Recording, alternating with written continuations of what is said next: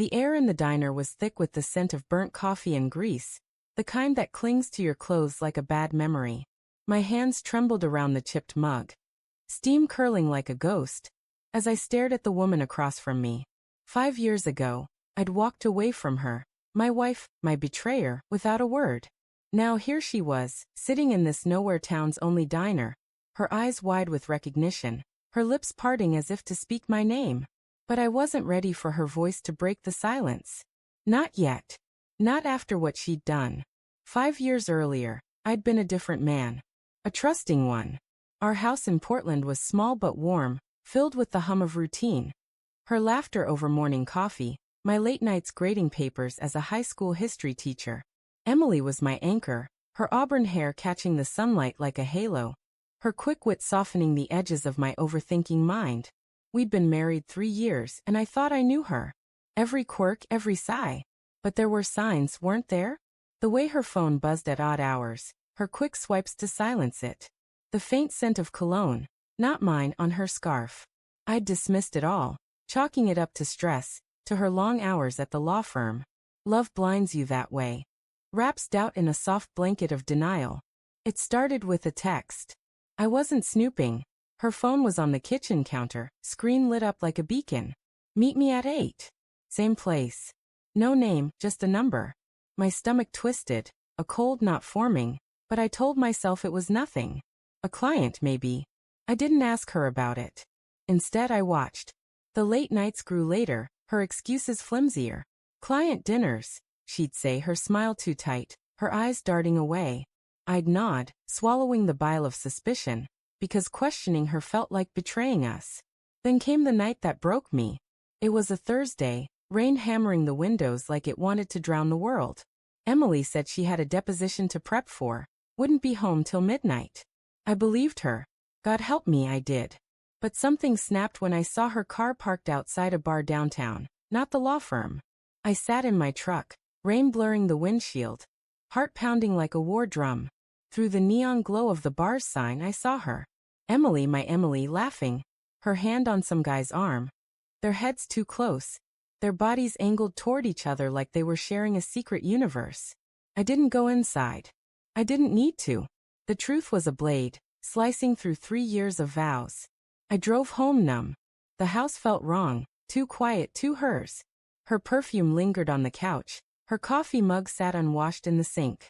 I wanted to scream, to shatter something, but instead I sat on the floor, staring at our wedding photo on the mantel. We looked happy. Was it ever real? My mind churned, replaying every moment, every lie. Had she always been this stranger? Or had I failed her somehow? Pushed her into his arms? Guilt and rage wrestled in my chest, each feeding the other until I couldn't breathe. I didn't confront her. Not that night, not ever. Confrontation would have meant hearing her excuses, her tears, and I wasn't strong enough for that. Instead, I planned. Coldly, methodically, like I was grading a student's essay for logic. I found out who he was, Mark, her coworker, all charm and ambition, the kind of guy who'd sell his soul for a corner office. I hacked her email. She'd never changed her password from our dating days. Ironic, that trust. The messages were a gut punch. Flirty at first, then explicit, then desperate. I can't stop thinking about you. When can we be together for real? Each word was a betrayal, a brick in the wall she'd built between us. My revenge wasn't loud. No public humiliation, no violence. I wanted them to feel the weight of their choices, to live with the wreckage. I drained our joint account. Not all of it, just enough to hurt, to make her question. I left her car keys on the counter, her favorite scarf neatly folded beside them, and a single note, I know. Then I vanished. Quit my job, sold my truck, and left Portland without a trace. No forwarding address, no goodbye. I wanted her to wake up to an empty house, to feel the hollowness I'd carried since that night in the rain. For 5 years, I rebuilt myself.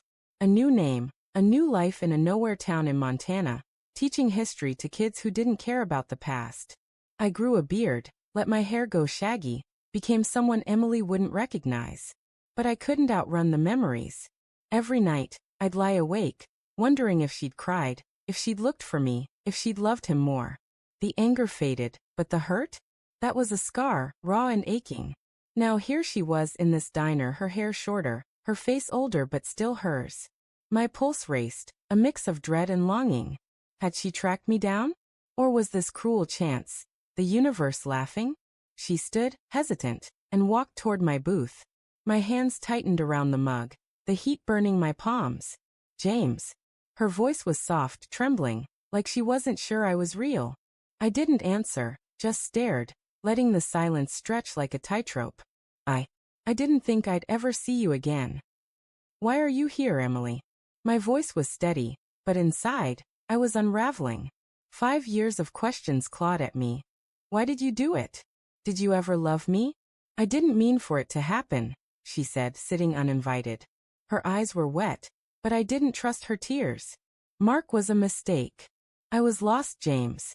I tried to find you to explain, but you were gone. Explain? I laughed bitter and low. You think words fix that kind of betrayal? She flinched, her hands twisting in her lap. I know I hurt you. I hate myself for it. But I loved you. I still. Don't. I cut her off, my voice sharp enough to draw blood. You don't get to say that. She nodded, swallowing hard, and for a moment, I saw the woman I'd married. Vulnerable, human, flawed. But then I remembered the bar, the lies, the note I'd left. I wanted her to hurt like I had, but looking at her now, I wasn't sure she hadn't. Her eyes held a ghosts of regret, of sleepless nights. Had she been carrying this as long as I had? I'm getting married, she blurted, and the words hit like a slap. To someone else. Not Mark. I just needed you to know I'm trying to move on. I thought you were dead, James. I leaned back, the air too heavy to breathe. Married. She'd rebuilt, just like me, but hearing it twisted the knife. I wanted to hate her, to feel righteous, but all I felt was empty. Good for you. I said, my voice flat. Why tell me? Because I needed to say I'm sorry. Her voice broke, and she reached for my hand. I pulled back, the motion instinctive. I needed to know you're okay. I wasn't okay. Not then, not now. But I wouldn't give her the satisfaction of seeing it. I'm fine, I lied, standing. Don't come looking for me again. As I walked out, the bell above the diner door jangled, sharp and final. I didn't look back. I didn't need to. The real twist wasn't her showing up. It was realizing I'd been running from myself all along. She'd betrayed me, but I'd betrayed myself by letting her define me. 5 years, and I was still her ghost. Maybe it was time to let go.